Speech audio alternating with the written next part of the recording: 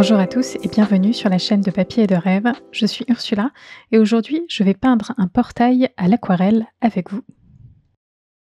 C'est une image relativement simple et vous pouvez bien sûr voir cette image sur le côté. Et si vous souhaitez la voir en plus grand, n'hésitez pas à aller jeter un coup d'œil sur le blog. Je mets toujours mon image de référence à disposition si vous avez envie de suivre ce tutoriel. C'est donc un portail blanc, un peu rouillé, un peu à l'abandon, avec un muret en briques à côté qui est aussi un petit peu à l'abandon, mais quand même un petit peu entretenu aussi parce que les joints entre les briques sont bien blancs. Et ça, c'est à côté d'un chemin et entouré de verdure. Alors le petit point difficile ici, bien sûr, c'est ce portail blanc sur un fond relativement foncé et je vais vous montrer comment je l'ai traité. Ma solution n'est peut-être pas parfaite, il y en a bien d'autres, mais c'est comme ça que j'ai souhaité le faire pour cette aquarelle et je vais vous montrer tout ça bien sûr. J'ai commencé cette aquarelle par le ciel, puisque c'est la zone la plus simple de mon aquarelle et je voulais qu'elle soit vraiment très libre, très floue, pas beaucoup de détails bien sûr à cet endroit-là, mais qu'on sente quand même que ce soit un ciel bleu avec des nuages. Et pour ça, j'ai utilisé juste du bleu de manganèse en petites touches par endroits et ensuite j'ai juste flouté, étiré ce bleu de manganèse vers le blanc et on obtient donc cet effet de nuages blancs un petit peu disséminés dans un ciel bleu. Ensuite, j'ajoute quelques touches de vert qui vont donc signifier les arbres et la nature qui entoure ce portail. Et pour ce vert, j'utilise de l'indigo et du jaune de nickel azo. C'est un mélange que j'aime bien en ce moment parce que ça donne un vert un tout petit peu éteint, mais vraiment très très légèrement. Et je peux avoir des couleurs très foncées grâce à l'indigo. Donc c'est vraiment un mélange que j'aime beaucoup en ce moment. Et comme en plus cet indigo et ce jaune de nickel azo ont une propriété d'expansion en fait dans les zones humides, vous voyez que dès que cette couleur ou ce mélange de couleurs touche une zone humide, la couleur va se fondre tout de suite et va courir un petit peu dans toute cette zone humide et ça fait un effet très vaporeux que j'aime bien aussi. Alors vous voyez que cette fois-ci, j'ai commencé sur une feuille totalement blanche. Je n'ai pas du tout de croquis préliminaire pour cette aquarelle et c'est pour ça que je souhaite placer le pilier qui soutient ce portail maintenant parce que j'ai besoin de ce repère pour la suite et j'en profite pour travailler un tout petit peu la perspective à ce moment-là et qu'elle soit à peu près correcte.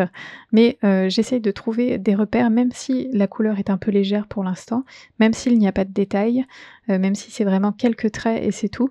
c'est suffisant pour me donner des repères, pour savoir où je vais placer le reste de mes éléments. Et pour ce pilier donc de briques, j'ai choisi de le représenter avec la couleur orange toundra, qui est pour moi une couleur absolument parfaite pour ce genre de choses parce que, elle a cette granulation qui va apporter une richesse en fait dans la couleur. Et je tout de suite, je peins aussi, le chemin qui est, un chemin, bétonné en fait, donc ça n'est pas très, très intéressant. Mais un mélange d'indigo, de rouge oxyde transparent et peut-être aussi un petit peu d'orange toundra, m'aide à obtenir vraiment cette couleur grisée et qui sera aussi intéressante parce que quelques-unes de mes couleurs que j'utilise dans ce mélange sont des couleurs qui granulent et donc du coup ça va créer de la texture. Et maintenant que mes éléments principaux sont placés, petit à petit, je vais remplir les trous. Donc je vais remplir avec cette couleur orange toundra, le muret, en briques. Je vais essayer de donner aussi un petit peu de ton de vert dans ce muret parce qu'il y a, une sorte de liane qui grimpe dans le muret et donc je veux retrouver un petit peu ces teintes-là. Le muret est dans l'ombre. Pour l'instant, je n'ai pas réalisé cette ombre, mais ça va venir, ne vous inquiétez pas. Et je remplis aussi tout ce qui concerne la zone de nature avec tous ces arbres et toute cette végétation, avec toujours le même mélange bleu indigo et jaune de nickel azo. Je mélange juste à chaque fois que je reprends du vert pardon, dans ma palette, je vais refaire mon mélange, peut-être un petit peu plus de bleu par moment, peut-être un petit peu plus de jaune par d'autres. Et de cette manière-là, je peux construire des zones claires et des zones foncées et commencer à voir euh, peut-être une perspective, un volume qui sort de cette zone de végétation. Et tout à l'heure, je parlais de ce bleu indigo et ce jaune de Nickel qui avait tendance à, filer dans toutes les zones humides et vous pouvez voir que ça filait totalement dans, le pilier de gauche du portail et on ne le voit plus du tout. Alors ça n'est pas très grave, on va le retrouver un petit peu plus tard. Je reposerai, de l'orange toundra dans cette zone-là un peu plus tard et on va le retrouver, il y a pas de problème. Mais, c'est quelque chose à penser lorsqu'on utilise ces 2 couleurs-là. Cette capacité à filer, dans les zones humides est souvent un atout, mais parfois c'est aussi un inconvénient et il faut savoir donc le gérer. Donc comme la zone est encore bien humide, il suffit que, je prenne pas mal de pigments de cet orange toundra sur mon pinceau et que je l'applique, à l'endroit, du pilier et vous allez voir que donc cette couleur réapparaît petit à petit. Je vais maintenant ajouter des ombres à cette image qui est pour l'instant relativement plate parce que, toutes les couleurs sont, assez uniformes en fait. Donc j'ai besoin d'ombres, de zones beaucoup plus sombres et pour, la couleur de ces ombres, j'ai choisi peut-être de travailler un petit peu différemment que d'habitude. J'essaie de juste de mélanger un petit peu toutes les couleurs que j'ai utilisées jusqu'à maintenant. Donc ce sera le bleu indigo, le rouge oxyde transparent bien sûr, mais aussi parfois une toute petite dose de jaune de Nickel dans ce gris, pour juste lui donner une petite teinte verte, une petite teinte un peu plus chaude et du coup créer une autre atmosphère. Ça n'est pas juste un gris, équilibré avec du bleu et du marron, c'est un gris un peu coloré, grâce au jaune.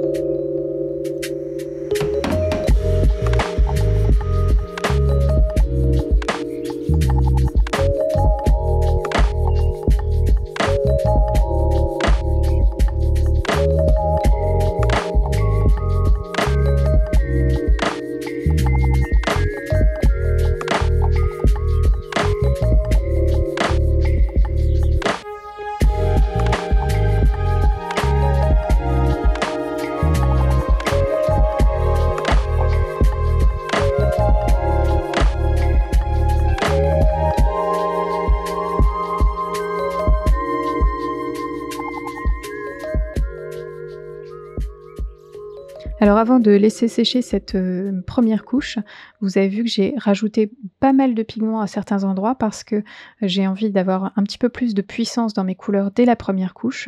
et comme maintenant mes zones sont bien définies et que c'est encore humide, c'est vraiment le moment pour ajouter des couleurs plus sombres. Donc j'ai ajouté des verts beaucoup plus sombres en augmentant la quantité de pigments dans mon pinceau avec le bleu indigo et toujours le jaune de Nickel Azo. Pour le mur, je commence déjà à faire une 1re ébauche de cette ombre sur le mur avec, le rouge oxyde transparent et une pointe d'indigo pour juste atténuer, cette couleur. Et il y a aussi une petite chose que j'ai faite dans le chemin, j'ai ajouté de la couleur lavande, dans le chemin pour lui donner un côté un tout petit peu plus bleuté et je trouve que ça amène un petit quelque chose de différent et une texture assez intéressante aussi.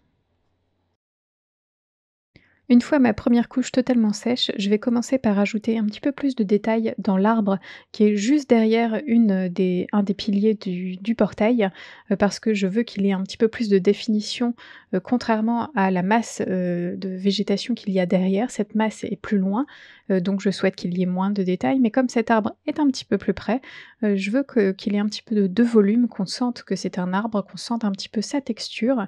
et pour ça, je commence d'abord par les couleurs foncées pour identifier un petit peu les zones d'ombre de cet arbre. Et j'utilise bien sûr toujours le même mélange, le bleu indigo et le jaune de Nicolazo. Et j'utilise aussi mon petit spray d'eau pour diffuser un petit peu ces premières taches, leur donner un petit peu une texture un petit peu ébouriffée pour avoir juste un petit peu plus de texture à cet endroit-là. Et bien sûr, quand j'ai les zones d'ombre à peu près définies, je vais venir aussi ajouter des zones un petit peu plus claires en ajoutant du jaune de Nicolazo à mon mélange et je vais obtenir donc un vert un petit peu plus moyen et je vais donc pouvoir remplir le reste de cet arbre et lui donner un petit peu plus de consistance et vous voyez que tout de suite on voit qu'il apparaît sur le papier. C'est un peu magique, mais juste les bons détails aux bons endroits font l'affaire ici.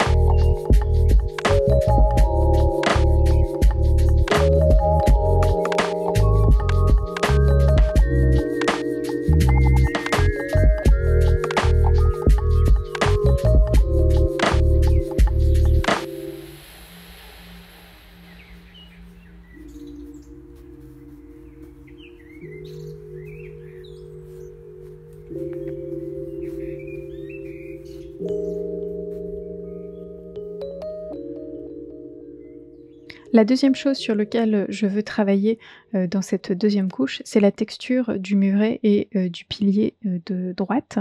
Il y a donc ces briques et j'utilise toujours l'orange toundra et des fois j'ajoute un tout petit peu de rouge oxyde transparent pour lui donner un tout petit peu de plus de présence et je vais donc dessiner, quelques briques, mais je ne les dessine pas toutes, je ne les fais pas toutes parce que, je veux juste donner l'idée d'une texture et votre cerveau remplira les trous. Vous comprenez tout de suite que ce sont des briques, même s'il y en a que quelques-unes disséminées par-ci par-là, ça vous donne, cette impression de briques et vous savez donc que tout ce muret est donc en briques. Et je vais continuer cette deuxième couche dans le même esprit en rajoutant des couleurs un peu plus sombres par endroits, en ajoutant quelques points de détail aussi, à d'autres endroits, et petit à petit, mon image va se créer, va se former et va se développer, mais vraiment je prends mon temps pour ajouter, toutes les petites choses dont je vous parle au fur et à mesure. J'essaie de ne pas me précipiter parce que c'est quelque chose que j'ai tendance à faire un petit peu trop souvent et comme, c'est quand même un sujet, sur lequel je n'ai pas forcément l'habitude puisqu'il y a une petite perspective, il y a des petits éléments, qui sont beaucoup plus, rigides que d'habitude avec, les fleurs, la végétation, on peut se permettre beaucoup plus de choses, mais ici j'ai besoin que ce soit vraiment crédible. Donc je prends mon temps pour ajouter, des petits détails aux bons endroits, et je n'hésite pas à, vraiment, y aller petit à petit. Même si ça m'oblige à faire le travail peut-être 2 fois ou à rajouter un petit peu les mêmes détails 2 fois, je préfère prendre mon temps, pour pouvoir peut-être revenir en arrière si, j'estime que, ce que j'ai fait n'était pas approprié, mais en tout cas, je prends mon temps.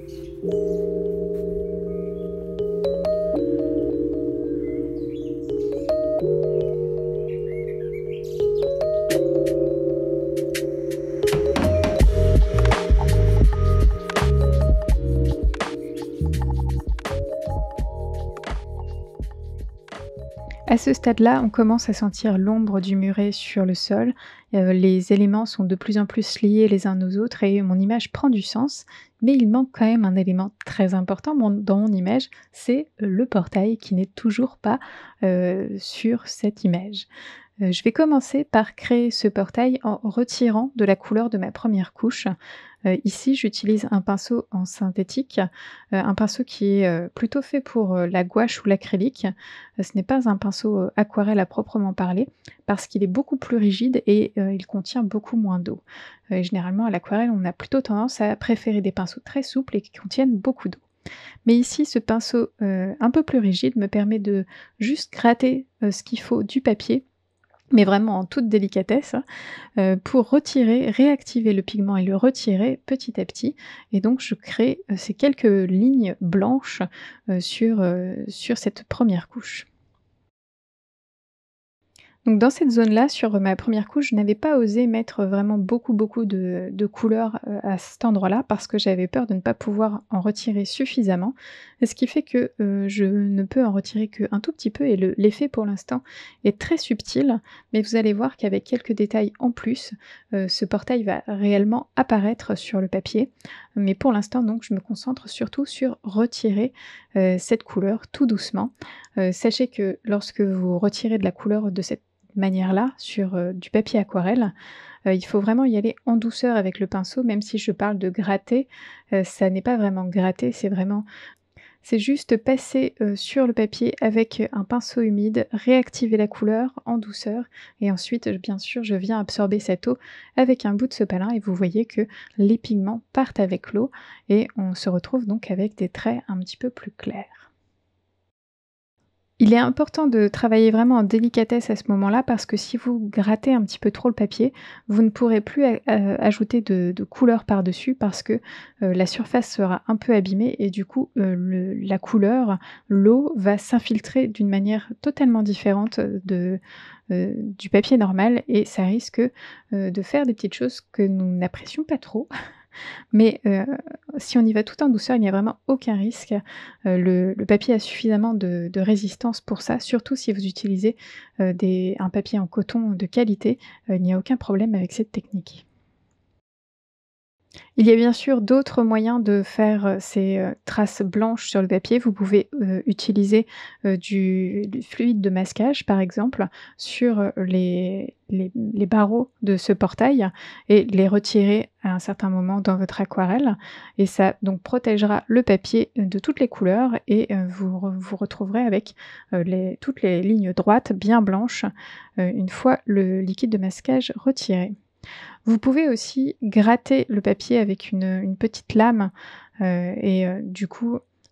supprimer en fait la couche supérieure qui contient les pigments. Je n'ose pas trop faire cette technique encore pour l'instant, mais peut-être, qu'une fois il faudra que je m'y intéresse de plus près. Alors comme ces, petits traits étaient pas suffisamment marqués à mon goût, bien sûr, je vais rajouter de la couleur à cet endroit-là et j'utilise mon pinceau en forme de dague, pour faire des lignes bien droites et bien, fines, autour de ce portail et donc lui donner des couleurs plus sombres derrière pour que, il apparaisse de manière un petit peu plus, forte sur mon aquarelle.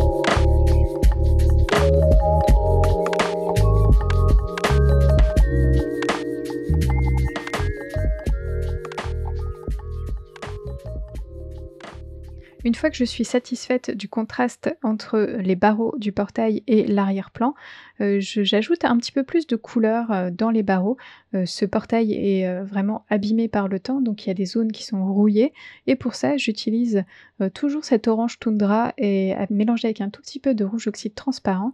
Ça me donne un petit peu cette couleur rouille, assez parfaite, qui, fonctionne bien dans l'ensemble puisque c'est en plus une couleur que j'ai déjà utilisée et ça vient ajouter encore un petit peu plus de détails dans le portail et lui donner aussi un petit peu plus d'intérêt. Donc je me sers de cette couleur rouille pour donner quelques taches de rouille dans le portail, mais aussi sur les zones qui sont, très claires et sur lesquelles, les barreaux blancs ne se verraient juste pas. Par exemple, en haut à droite du portail, la zone est presque blanche et du coup, je ne peux rien faire quasiment pour faire apparaître les barreaux blancs par-dessus du blanc, ça ne fonctionne pas. Mais du coup, ajouter ces petites touches de rouille,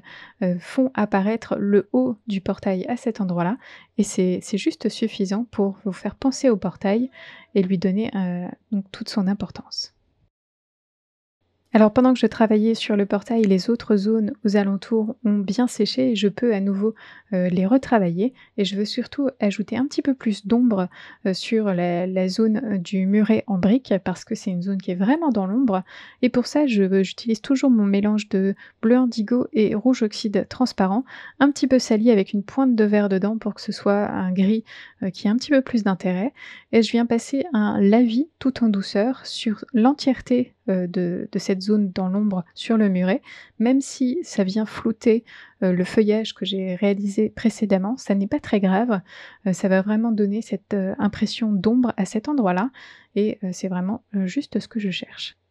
Et je vais faire la même chose sur l'autre pilier du portail pour vraiment lui donner encore cet effet d'ombre et l'inclure un petit peu plus dans le reste de l'aquarelle. J'ai encore quelques petites choses à faire sur le portail, mais je vais y venir un tout petit peu plus tard. J'attends pour l'instant, que la zone soit bien sèche pour continuer et pendant ce temps-là, je vais essayer d'identifier les zones, les plus sombres de mon image pour leur donner un petit peu plus de couleur, foncée à cet endroit-là et augmenter les contrastes pour que mon image soit un petit peu plus intéressante. Et pour ça, j'utilise toujours le même mélange, c'est, du bleu indigo avec souvent du rouge oxyde transparent et quand je travaille plutôt dans des zones vertes, je vais y mettre un petit peu plus de jaune de Nicolazo. Mais en tout cas, j'essaye d'avoir beaucoup, beaucoup de pigments sur mon pinceau à cette étape-là, parce que je veux des couleurs très sombres et le bleu indigo est parfait pour ça, et du coup, j'ai un petit peu moins d'eau, sur mon pinceau.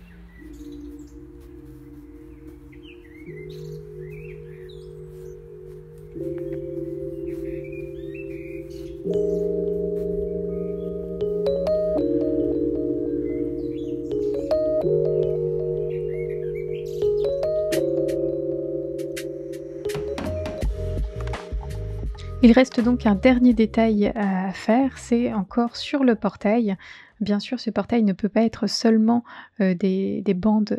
verticales. Il faut aussi qu'il ait un support et c'est donc ce que je suis en train de peindre et je vais varier entre, des couleurs sombres et du retrait encore une fois avec, mon petit pinceau synthétique, pour faire apparaître tous ces supports au portail et lui donner un petit peu plus, de présence. Alors même si, mes lignes paraissent un petit peu sombres et un petit peu trop contrastées par rapport au reste du portail, vous allez voir qu'elles vont prendre un petit peu plus de sens par la suite. Mais là, je vais, enlever encore quelques, zones de couleur avec, mon petit pinceau synthétique. Donc je passe toujours délicatement sur la zone et ensuite je vais venir absorber, l'eau avec les pigments réactivés, avec un sopalin et vous allez voir qu'on va avoir cette croix qui va apparaître tout doucement et qui va aider à, vous imaginer un petit peu plus le portail. Ça va créer cette texture, qui va vous faire penser au portail et lui donner un tout petit peu plus de présence. Il n'a peut-être pas autant de contraste que mon image de référence, il est peut-être un petit peu plus fondu dans l'arrière-plan et le reste de mon image, mais il est quand même bien présent, c'était un petit peu la première fois que j'essayais ce genre de technique pour cette image.